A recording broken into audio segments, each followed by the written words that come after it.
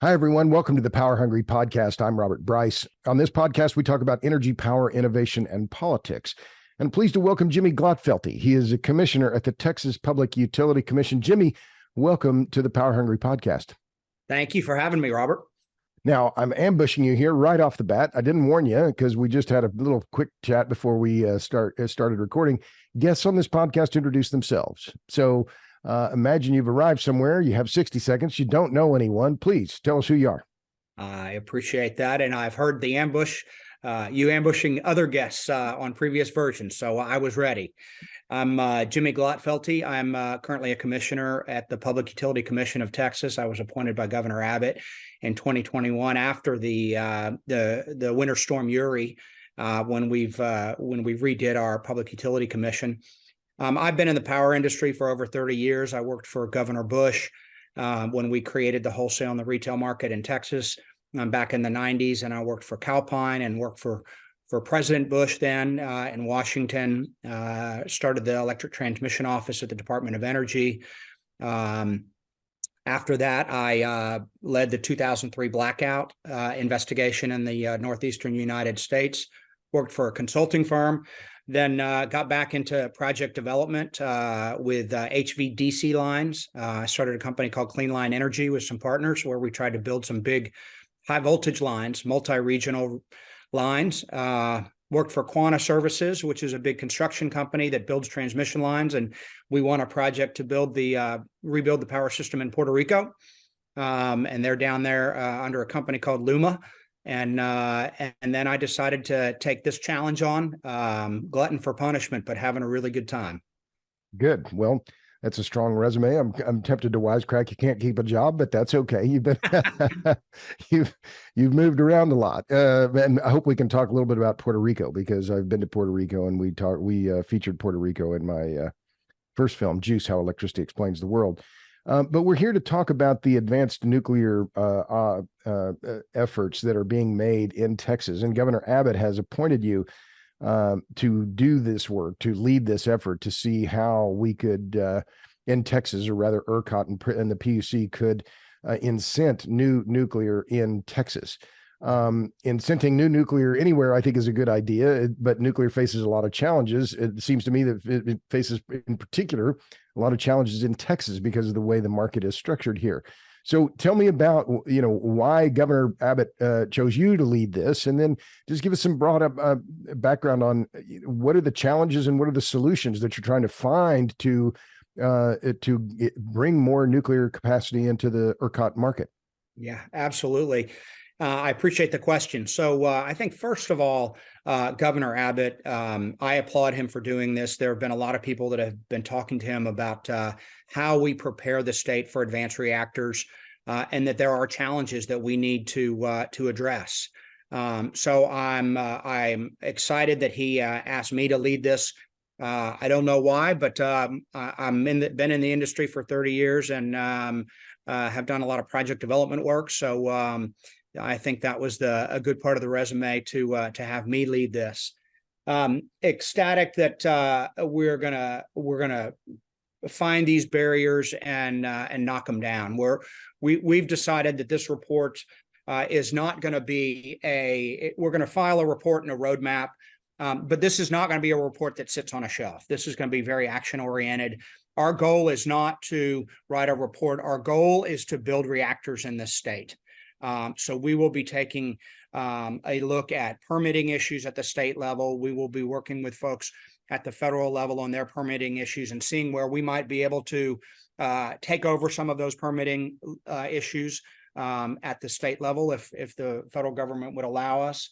We've got market design issues that we need to resolve. We know those are front and center, and we will address them. And then there, a lot of the issues that if we want to be the state for nuclear reactors in the U.S. and perhaps the world, then we want to solve the supply chain issues and the workforce issues. And we have a lot of those companies here that are servicing the oil and gas industry, the high technology industry. We need to help those folks either get back into this business because they were in it before, or adapt if they are able to, and part of those kind of industry classifications that can be part of the supply chain, and help them find the resources to buy the equipment and train their workforce to go forward. So multiple challenges, multiple different parts of the supply chain, different parts of the regulatory issues, regulatory skein that have to be addressed here. You can find more about this, the Texas Advanced Nuclear Reactor Working Group, on the Public Utility Commission's website. Go to puc.texas.gov and scroll down under PUCT Spotlight just a little ways, and you'll see the link to the working group, and you can make comments and you can read more about what they're doing here. But I'm putting that plug in there because I think it's important for people who want to participate and see what the challenges are. So Robert, we want participation from this isn't just about the nuclear companies. This is localities. This is companies that want to be involved in this. We want to really understand what the issues are. So anybody is free to click on that link, send us emails and comments, and we'll reply. Well, so let's take on one of the issues that you talked about there. You mentioned workforce, you mentioned supply chains, and then you mentioned and you also mentioned regulation. So am I wrong to think that will be harder for new nuclear to succeed in deregulated, or as Ken Lay said, restructured markets, than in markets like in Georgia? We're seeing the Vogtle reactors come online. Those are markets that are regulated monopolies. Do the regulated monopoly utilities have an advantage in trying to bring new nuclear on board over companies or entities that want to try and do it in so-called deregulated markets? Well, I think there are some structural issues, but in the end, I think we can overcome those. Companies in the Southeast, the big vertically integrated utilities, are not going to move until their regulator says yes. We know that's the way that a big regulated utility works. And we have some of those, and some of those will be on our working group, because this is not just for ERCOT, but this is Texas. So we'll be working with the Entergy, the XL, and the El Paso Electrics as well to see if we can incite those areas. They're vertically integrated. But the market design issue is something that we have to solve. We know that large capital cost projects are at a disadvantage in a market that has so much tax credited wind and solar. Right. So how are you going to pay for those over the long term? And we have some ideas that we're going to talk about, whether they be required to be dispatched first over a long period of time, whether there be a price floor, whether there be some type of a clean energy credit. We don't know what the universe of those ideas is, but we expect to have a big universe that we will address. I think one thing is clear, that a lot of the leaders of our state believe that new dispatchable resources are critical to our economic growth going forward. So dispatchable resources paired with our renewable resources are going to be our path forward. And we're not going to be building coal plants. So different types of gas plants and potentially this new type of reactor are going to be the critical base load going forward. Why won't we build coal plants? Well, I think it's hard for in the face of impending EPA regulations. I think what you've found is the capital markets are not going to put money into that. So even if we want that, even if we say we want to build those plants, it's very hard to find capital to build that technology right now. People aren't willing to risk that much money.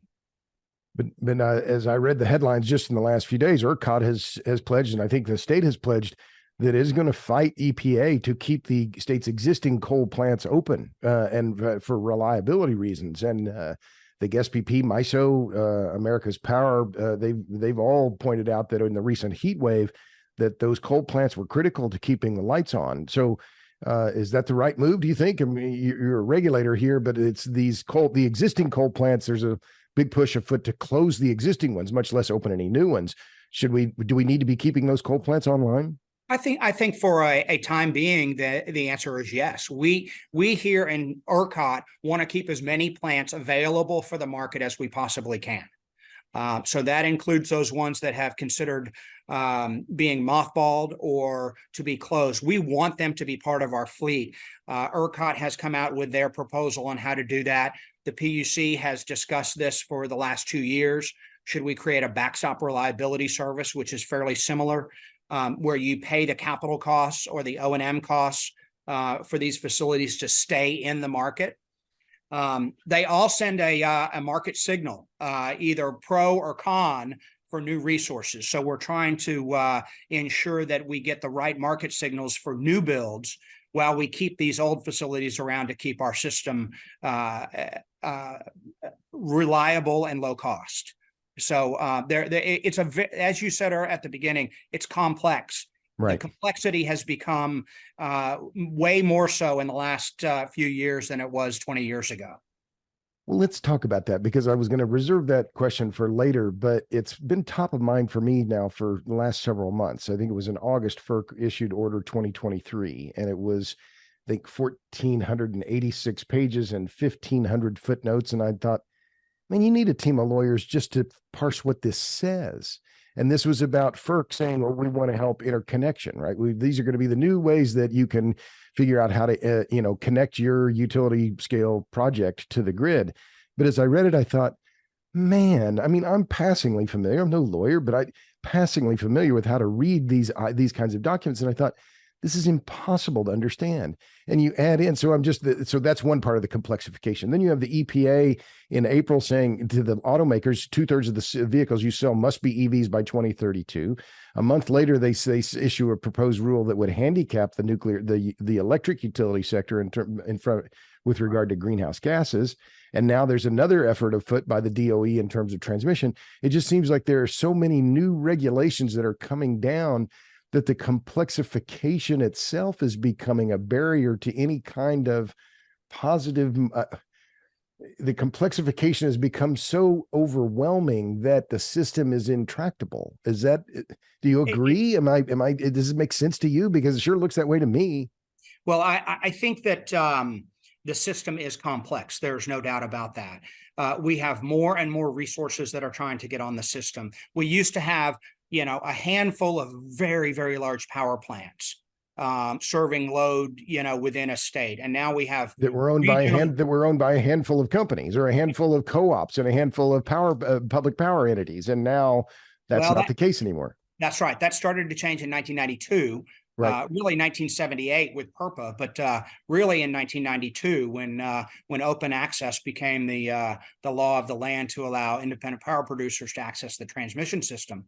The complexity, I think, has come from a handful of things. One of them is the regulatory bodies. You've got 50 regulatory bodies at the state level. You've got one at the federal level, and you've got these RTOs, and they all do different things.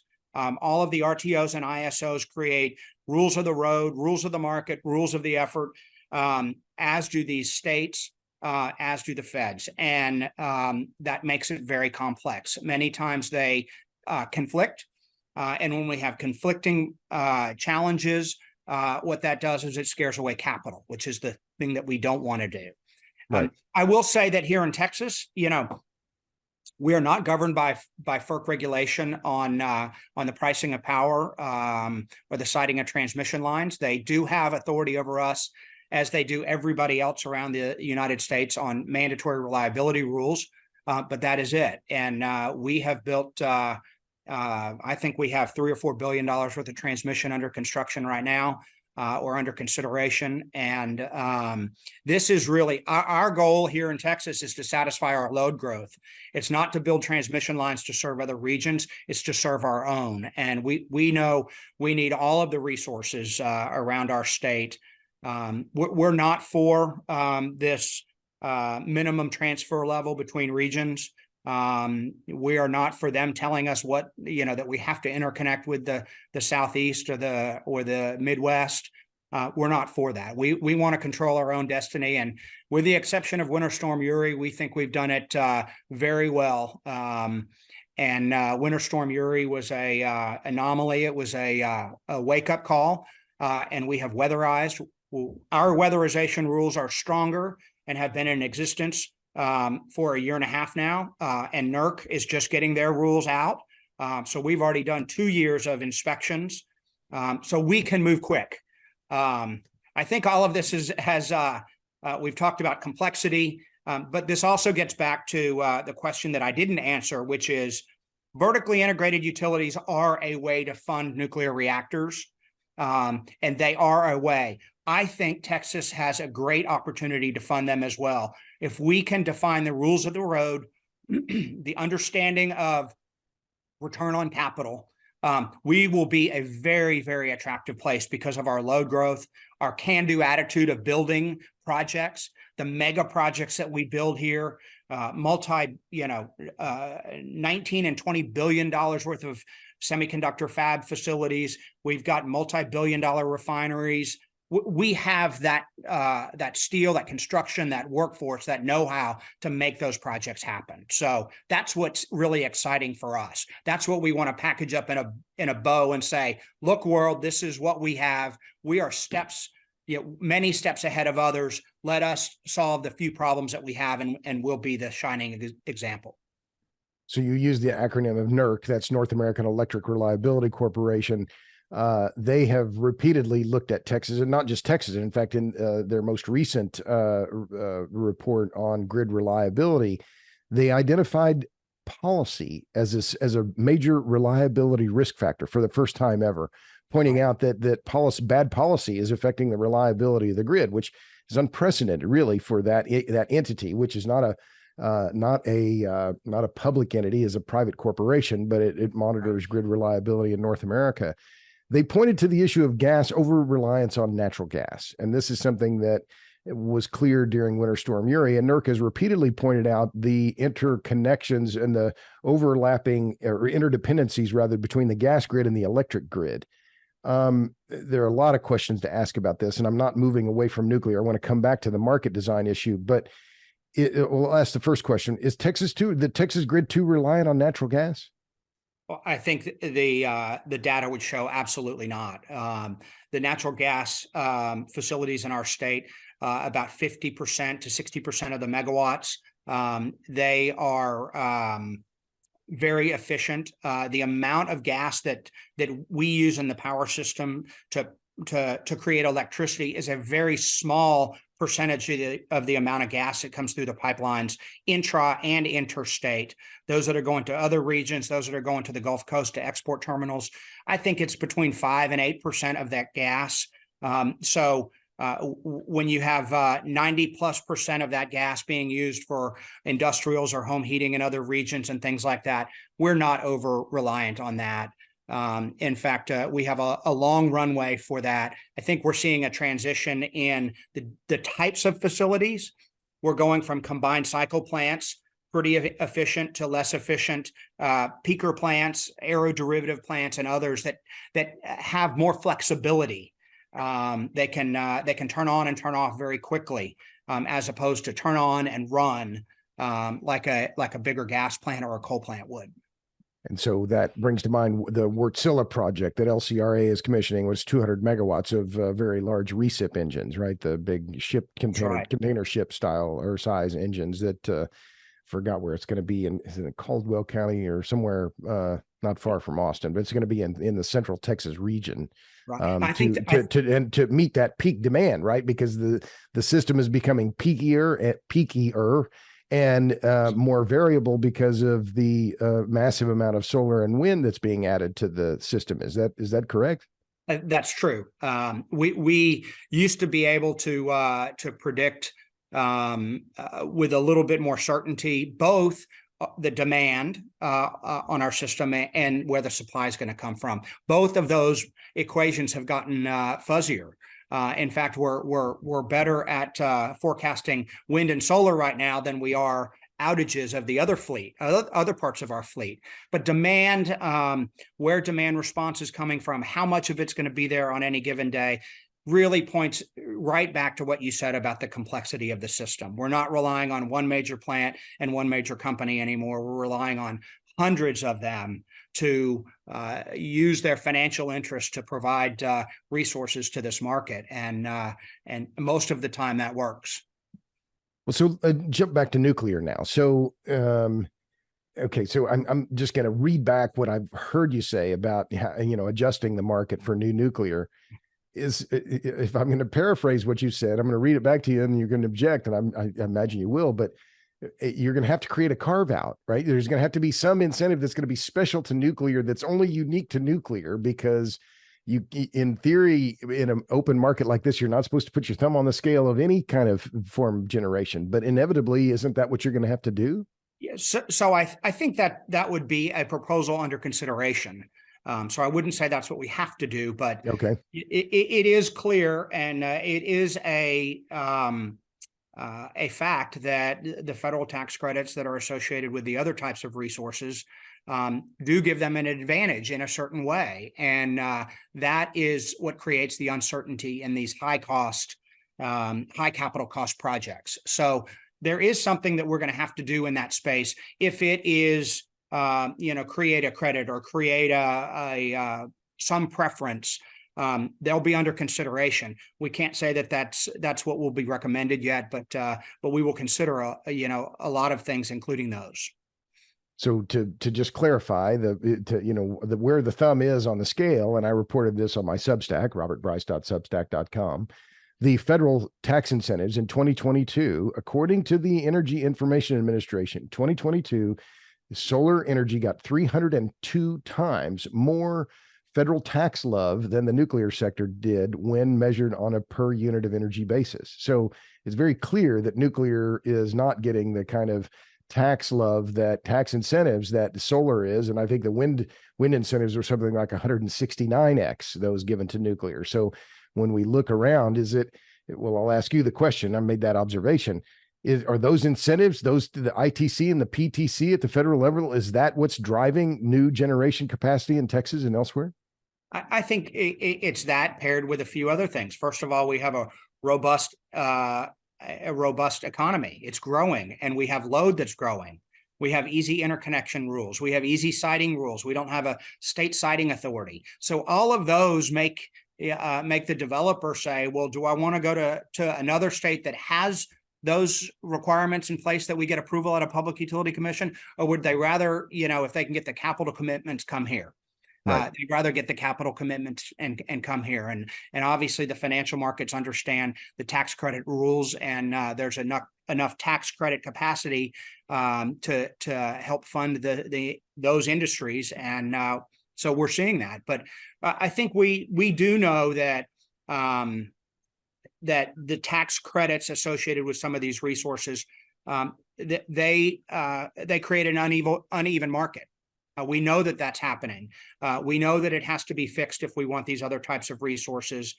We've thought about that in numerous ways. We've increased, we've prioritized dispatchable resources in our interconnection queue.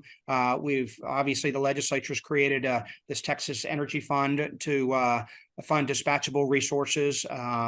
These are all ideas that will continue to grow and work to build up the dispatchable fleet so that they can work with the renewable fleet that has been built. And hopefully we're going to give the citizens of Texas a more reliable and a more cost-effective system. So I've heard about that, Jimmy, the Texas Energy Fund. Can you explain that? Was that passed by the legislature in 21 or was it in 23? Tell me about that, when it was passed and what it does. So that was in 2023 in the regular legislative session.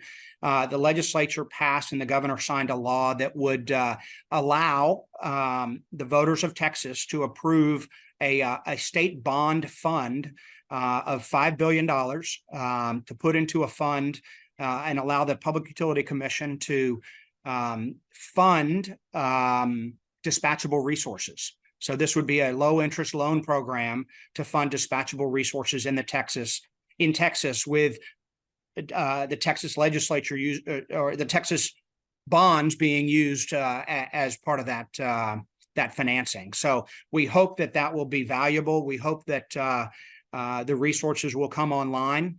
But the voters have to approve this first. That's correct. The voters have to approve it in November, and then we have to have an RFP and a process in place by mid next year, and that money out the door by mid next year.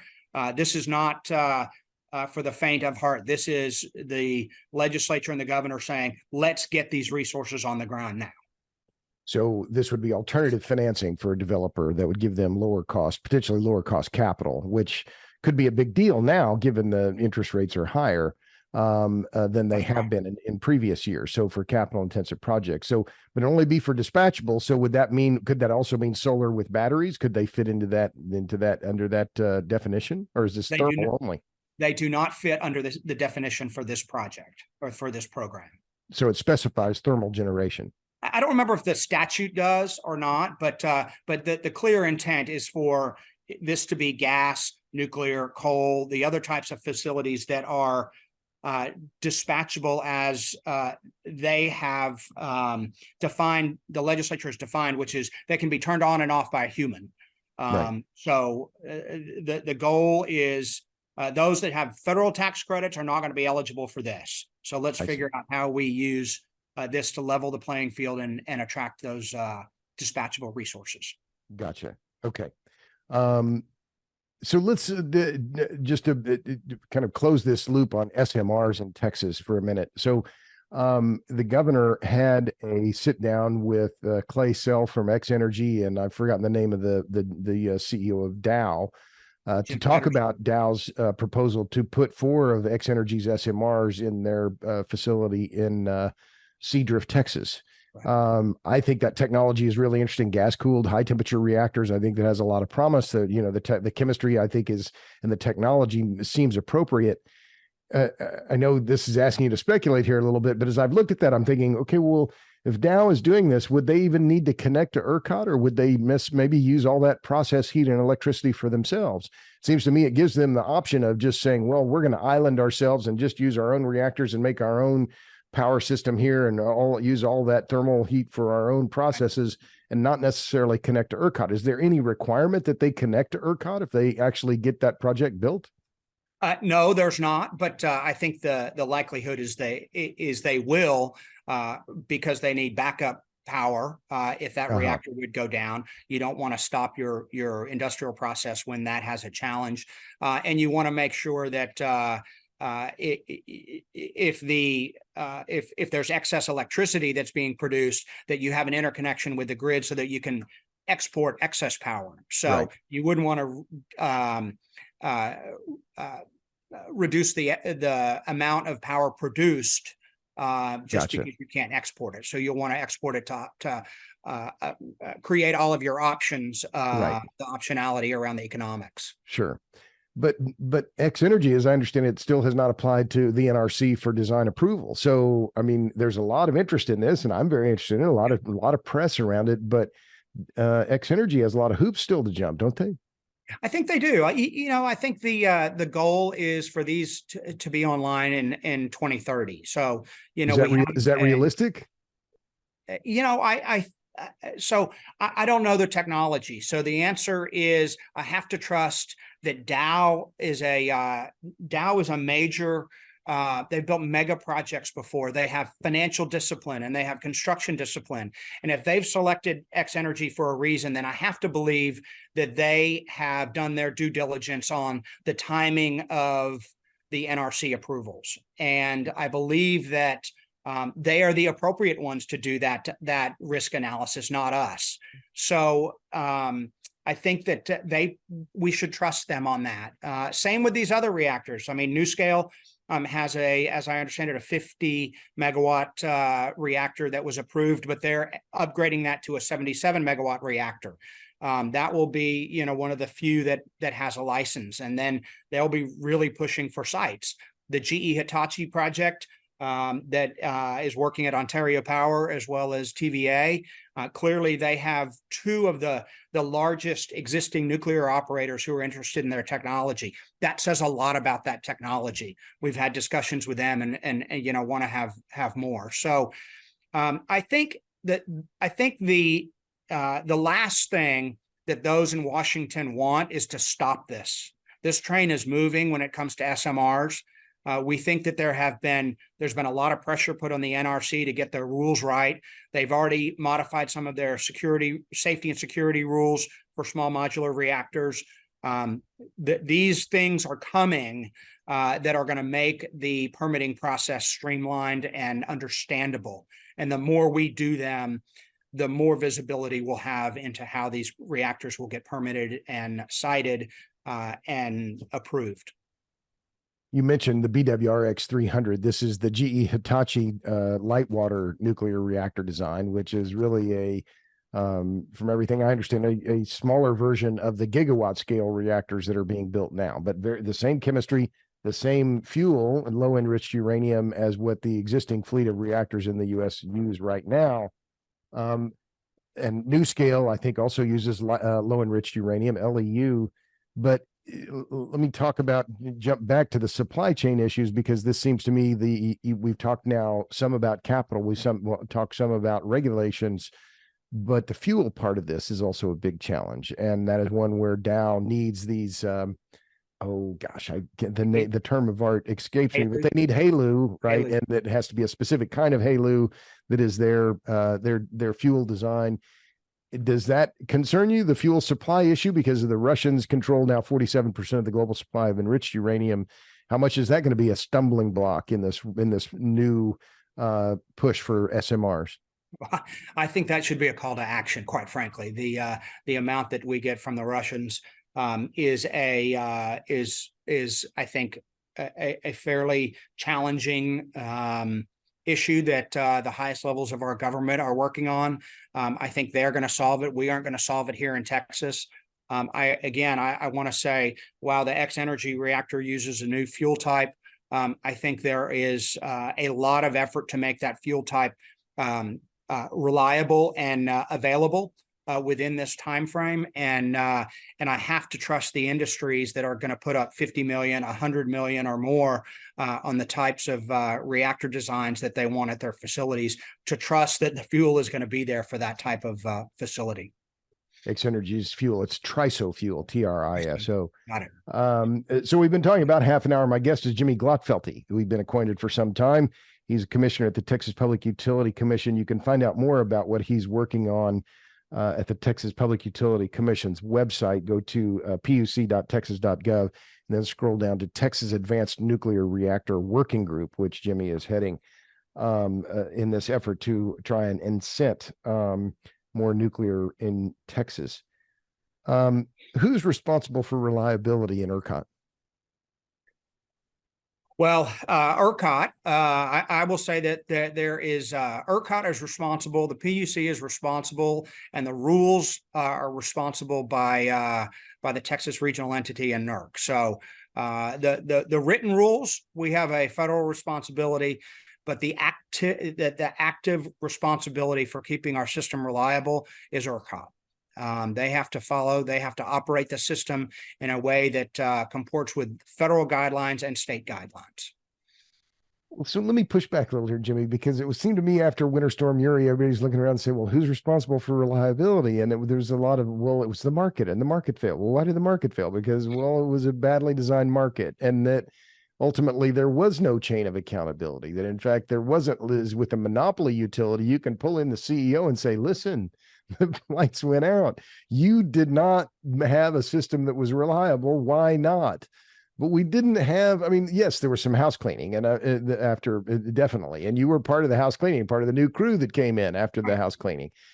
But who ultimately, where does the buck stop? I mean, we can say, oh, it's the whole agency, but is that indictment of the agency, indictment of the rules? Is the market too complicated? As I recall, the nodal protocol rules in Texas cover 1,800 pages. Again, this goes back to the complexity of the system. So is anyone really accountable here? Yes, we absolutely are. We are. The PUC is accountable to the legislature and the governor and to the people of Texas, as is ERCOT. It's very clear.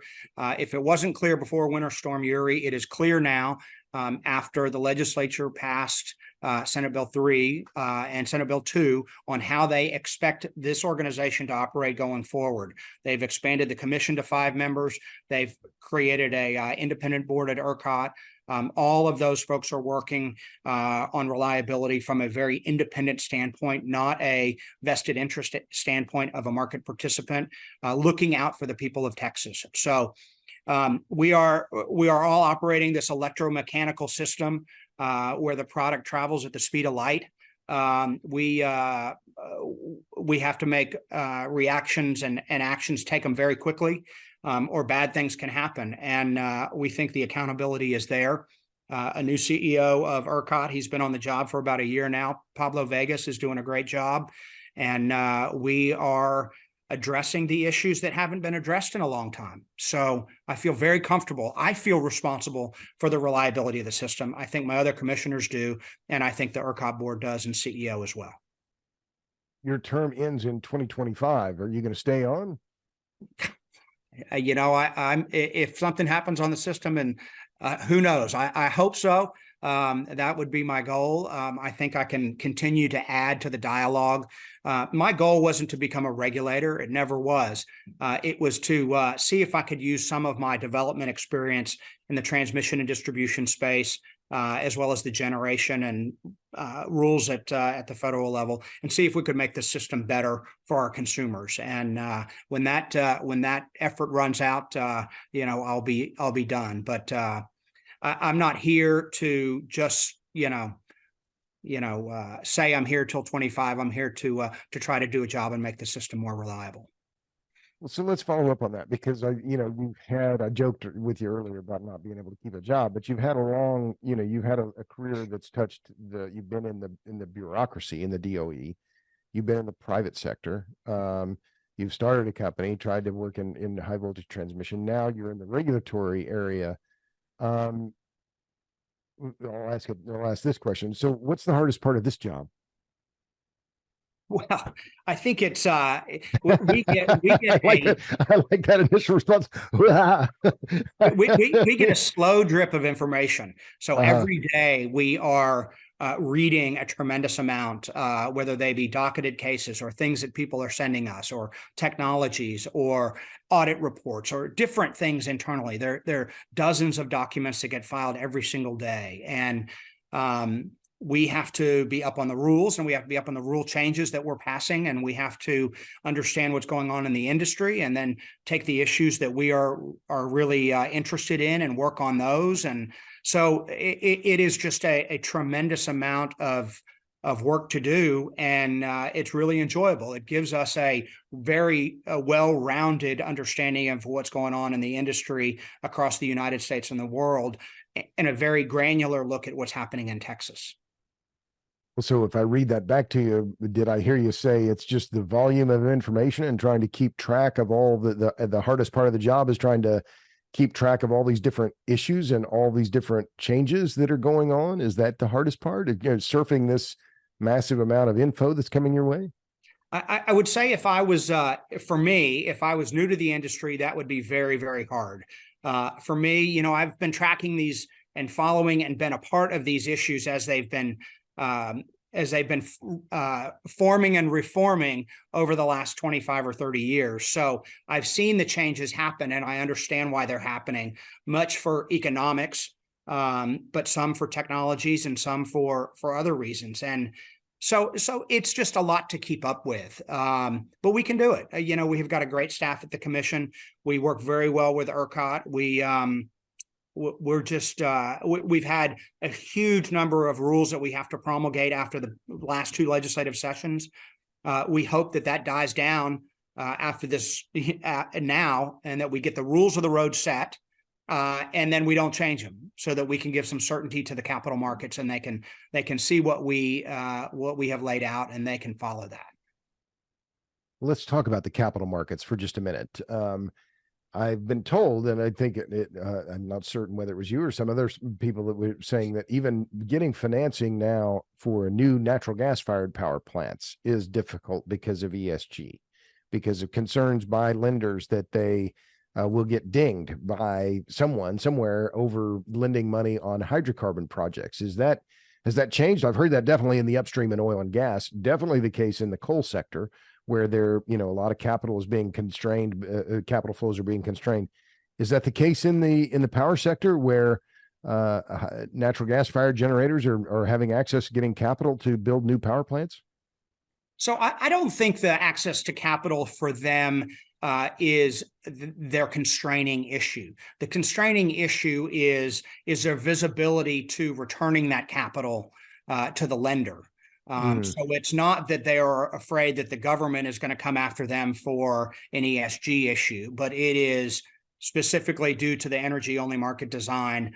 How much risk are they willing to take? I do know, quite frankly, there was one a developer that was building a gas plant in another state in the upper Midwest, and they took a coalition of 19 banks to finance $1 billion facility. If that's any indication, these big banks aren't willing to take a whole lot of risk in this space while there's uncertainty. I think that was primarily ESG risk. Down here, it's really the market and to understand how the rules of the road will allow them the opportunity to earn back that capital and a profit. So 19 banks on $1 billion deal. Ordinarily, that would be what, 5, 8, 10, something like that? I would say less than 5. Uh-huh. Most of the time, 2 or 3 banks that would finance a project like that. Right. But that's in a different RTO. And so you're saying for here in Texas now, that may be the reason for that large number of lenders on that was because of issues around public perception and not regulation. Whereas in Texas, you're saying that the lenders would be skittish because they want to make sure they're old fashioned that way. They want to get their money back, right? And that the market design in Texas might not assure that happens because of the fact that it's an energy only market. Am I reading back what you've said correctly? Yes, you are. Yes, you are. So giving them visibility and understanding about how a high capital cost dispatchable resource will have a reasonable opportunity to earn back their capital and a profit is what they need visibility for. So are we doing that? We think there are some modifications in our market that would allow that better visibility. I think our industrial friends in the industrial space have a different view of that. So we've been working with both of those groups to figure out what the best path forward is on. We still have many facilities that are even dispatchable facilities that are being built across the state because they believe in this market. Can you put a number to that, Jimmy? Because I've looked at fairly recently, and there was very little new gas-fired generation being built. It was all wind and solar and batteries that was under construction, and we've seen a ton of new solar and batteries built in Texas recently. Do you have a number about how much thermal capacity, new generation from gas is being built? Yeah, I don't remember that exactly. We hear some things about projects before they're actually filed for interconnection. Companies that have sites that are looking to build it in certain areas. So we have a little bit other information than what is actually in the interconnection filings at ERCOT. But suffice it to say, it is low, but it is growing. It is a number that it's not big combined cycle plants. It's as we said earlier, it's aeroderivatives. It's plants, reciprocating engines. That's right. That are lower capital costs, but are able to run, especially long hours. They can run very efficiently for 24 hours or 48 hours or as long as they need to. And that the thought there is if wind or solar doesn't show up, how can these fill in that void? How important are batteries right now on the Texas grid? I know Jupiter Power was funded by, it was the Houston-based company. Forgot what their name was, but I think they were an NCAP company. Yeah, that's right, NCAP Investments, and then they were bought by BlackRock, I believe, or someone else. And I'm assuming I didn't see what the number was, but I'm assuming it was a fairly lucrative deal. Otherwise, NCAP wouldn't have sold it. How important are batteries on the Texas grid now? Well, I think they have their role. How much capacity do we have in batteries? Do you know that off your top of your head? I should have looked this up. I didn't. I think it's 5,500 megawatts right now, something in that neighborhood, and expected to double within the next year or 18 months. So we have a huge amount. I think what we're trying to do is figure out the rules of the road for batteries and see how they fit into our market design. Are they important? I think absolutely. Anything that produces an electron when we need it to serve customers is an important electron. So we want them to be a part of our system. They're diverse in the sense that they are spread out across the system, which is valuable, which means they're not exacerbating transmission congestion. They're in many cases alleviating it. But what we don't have is the operational understanding of how batteries work together and on the system during the most critical times of the year and for a long period of time. And only time will give us that. There's only time that will give the system operators at ERCOT the opportunity to understand how these work. Understand how much energy is left in a battery after they've discharged, and build up that trust that they can be a part of the system. Every resource goes through this. And this is batteries' time to either show that they are really going to be a valuable part of the system going forward, or that they don't rise to the challenge. But I expect that they will rise to the challenge. Well, as you're saying that, I was at a utility meeting. I think I spoke at Southeast Electric Exchange earlier this year in June in Florida, and they were talking about this as well, that, yeah, we have these batteries, but we don't really see them. We don't know where they are necessarily, and we can't control them. We're not sure how much we can depend on them. We know they're out there. Some of them were behind the meter though, so we're not sure where, how they're going to play in our sandbox here. So I'm just reinforcing what you said, that it's there's a lot of hype around them, and there's a ton of money that gets going into them, but it remains to be seen, I think, it's being developed rather, how they're regulated, or how the regulator sees them. Is right. Is there any other color to that makes sense to you in terms of what that means? Well, what's happening across the system in ERCOT and other areas is you have batteries that are interconnecting at the transmission voltage, and it's very clear that they interact with ERCOT, and they have communications links with ERCOT, and ERCOT knows what they're doing and can dispatch them as they need to. There are other ones that are being interconnected at the distribution level. Those batteries are behind the meter. They can operate the same way if ERCOT gives them that telemetry. And as those systems grow, it becomes more complex. They can add very different value to the system and to the distribution system than these ones at the transmission voltage, and both can provide value. But the mix of all of these things at one time in a short decade, along with this influx of solar and this influx of wind, we've just gone from a few facilities around our state, few hundred, to 500 or 600. And then the number is going to grow exponentially as we get more at the distribution level. And if the world goes the way some predict, and you have the Teslas that are going to be plugged into the wall at the house, and they can be aggregated into large batteries. The virtual power plant program that we've been working on with ERCOT, they could grow to be, you piece together, 500 power walls and some Teslas, and you have a 100 megawatt power plant for a certain number of hours. Right. So that's the future. And that exponentially increases the number of elements in the system as well.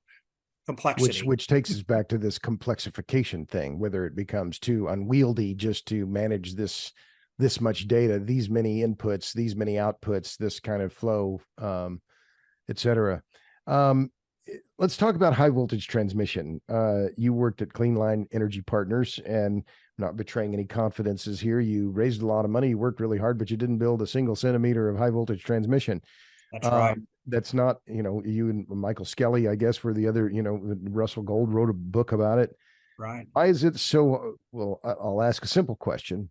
Why didn't Clean Line Energy Partners succeed, and why is it so hard to build high voltage transmission? And I guess the third obvious one is, can we speed up that process? First, we were disappointed that we didn't build transmission lines. We did sell 2 projects. We believe that 2 of those will be built by other companies. Grain Belt Express. That's correct, and part of the Plains and Eastern project in Oklahoma. So we hope that will be built. When you start a company, you are at the mercy of the capital markets, and the capital markets viewed us that we were doing the right thing at the right time very early. We had the company for 9 years, and towards the end of that 9 years, they thought we were ahead of our time by 4 or 5, 6 years. So that company went away, and you've seen other companies, including Michael's new company, Grid United, start up with a similar philosophy. So I think the challenge was we were just ahead of our time.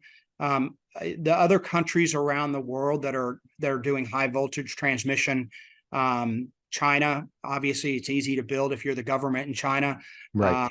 Some of the other regions around the European Union and the big high voltage lines associated with hydro in South America, those are government mandated lines. The balkanization of our system here, the fact that we give states a lot more authority than the federal government, part of the structure of our Constitution is what makes it hard here. And I'm not opposed to it being hard, but I think that they're needed. They're not needed just for the sake of being needed. There are economic reasons why they can be valuable, and that economics have to be shown through. The capital markets will prove that, and I hope the regulators follow. So how do they get done? I think it's a combination of sometimes it's the states, sometimes it's the feds, sometimes it's a combination of both, and the utilities seeing that there's a valuable resource as part of their resource mix. And it's the lowest cost resource. You pair wind and solar across a HVDC line, the cost is very, very low. We could have been selling wind to the Tennessee Valley Authority for 2 cents under a 20-year contract. And that was all wind farms. That was the building of an HVDC line delivered to their substation in Memphis, Tennessee. So and that was the Plains and Eastern line. That was the Plains and Eastern line. So, but you met enormous resistance both in Oklahoma and the entire Arkansas delegation, if I'm remembering correctly, as well as one of the senators from Tennessee. That is exactly right. Oh, right. Lamar Alexander, who's now retired, isn't he? Is he still he's not in the Senate anymore, is he? He is retired. Right. And you went to his farewell party, did you? I'm guessing. I was not invited to that one.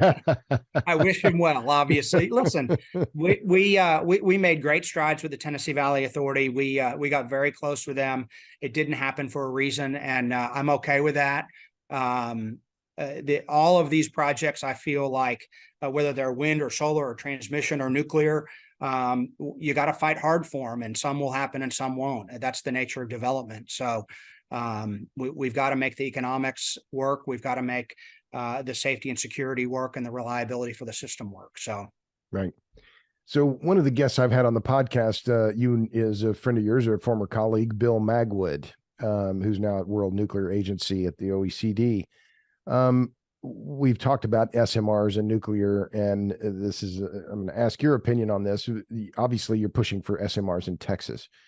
We've talked about fuel, we've talked about regulation, we've talked about capital, which are the key challenges, and I've written about that on my Substack, and I think are the ones that are most obvious challenges. But if you look around the world, handicap it for me. I asked Magwood this question. So if you, my bias, I'll reveal, I think SMRs are going to happen in Europe, but maybe the BWRX 300 will be built in Darlington and in Ontario before anywhere else.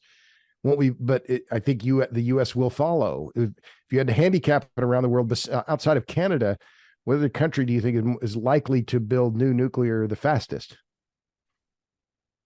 Well, I think China is, because they have the again the okay. Well, never mind China. That's the easy one, because they have, the government says we're going to do it, so you like this, don't you, everyone? Yes, we do, President Xi. We love this idea. Yes, so let's leave China alone. Yes, they're building 22 reactors. Okay, so sorry, go ahead.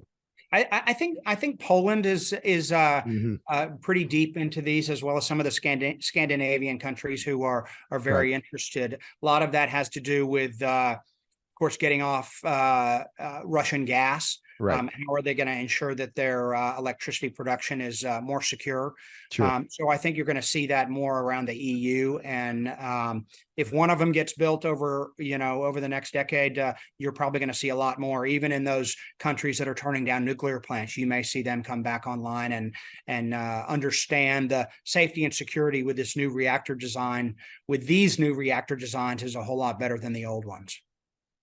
What about France? Magwood mentioned in France. Magwood's in Paris, right? So he has a pretty good view on what's going on in France. He says they have the regulatory regime, they have the workforce, they now have the desire that Macron has has done an about face on nuclear. He mentioned Poland as well. Have you thought about France? Would you put France in that basket as well? I think I would, but I've just heard more of the companies that I talk with talk about them in Poland than I have them talk about France. So France is probably more inward looking on how they're going to develop these, on their own technology, their own fuel, their own efforts. So I don't hear them as much, but Poland we hear a lot about. Right. Yeah. And I Romania. would not want to go against. Romania is the other one that I guess has had a lot of attention as well. I would not want to dispute Bill Magwood on that one. Yeah, no, he's a very interesting guy. We talked about this before, but around it, and I want to jump back to the Texas and kind of these ideas around vertically integrated utilities. Has deregulation been good for consumers? I think we found that I think most people that have looked at it have decided that the risk, taking the risk of building new power generation off of consumers has been a success over the last 20 years. The question will be, is it the same going forward?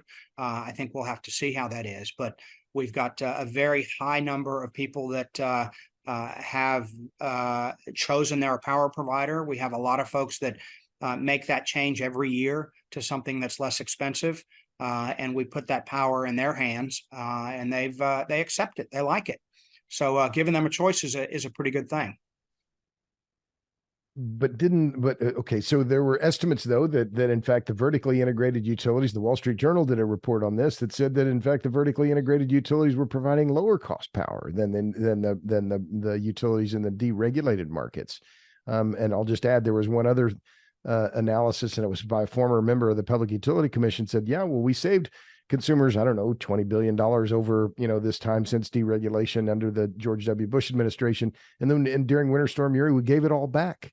And now we've had securitization by a number of utilities on the gas side and the electric side, that some of those paying off those securitized debts is going to take decades. So, I mean, is it? I'm pushing you on this a little bit because it seems to me the jury's still out. Is it? But you're saying you think that this whole idea about choice for people in deregulated markets. I'm in Austin, so I don't have that. Oh, I can go pick my power producer, but I guess I'll ask it a different way. So why has it been good though? I mean, has it actually saved them money, or has it just made it more complicated? No, I believe it has saved them money. It has allowed a freer flow of capital into Texas, into the ERCOT market to build facilities. We don't guarantee their rate of return. We don't guarantee that they're going to make a profit. And we've seen some plants go bankrupt.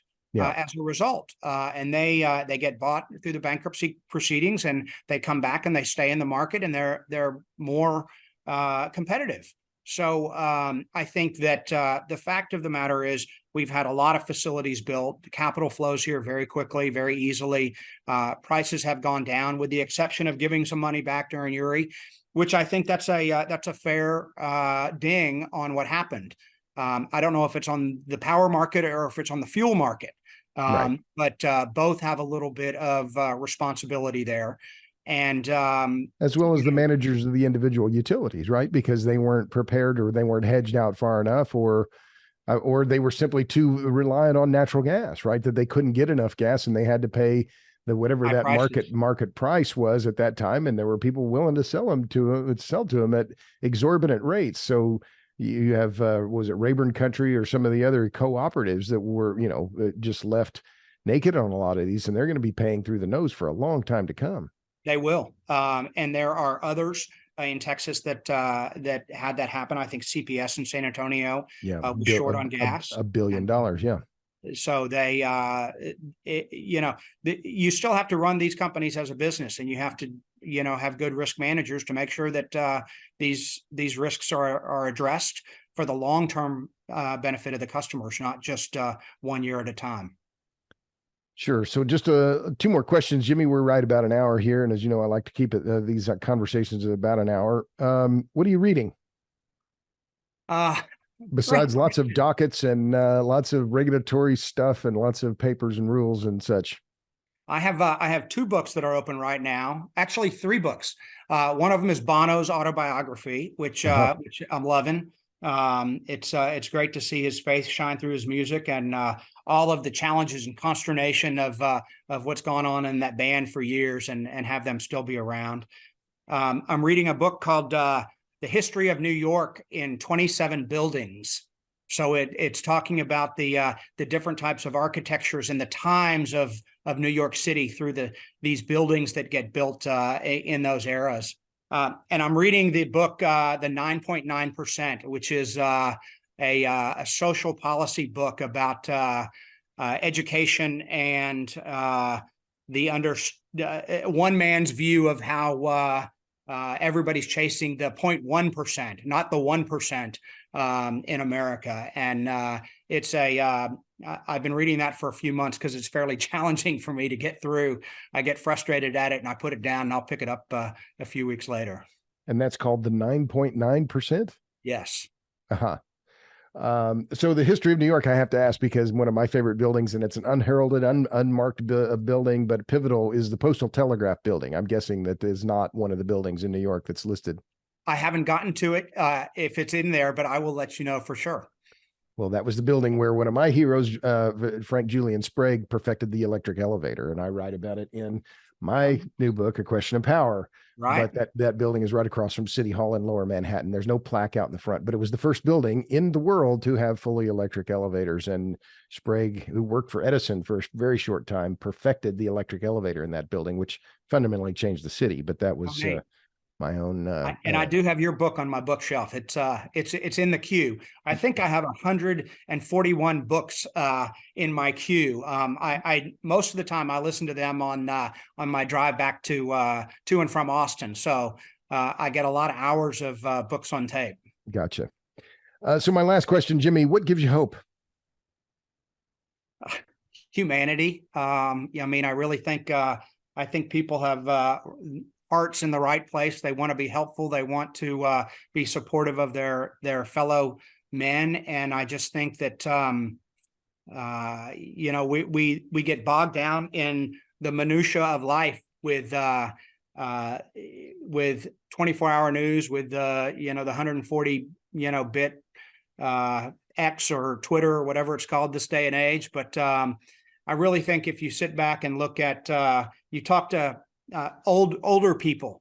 I was with a bunch of them this past weekend, and their wisdom shines through. And the wisdom of older people that have gone through real things like world wars and things like that. It's a joy for me to listen to that, and I hope we continue to heed their advice on things.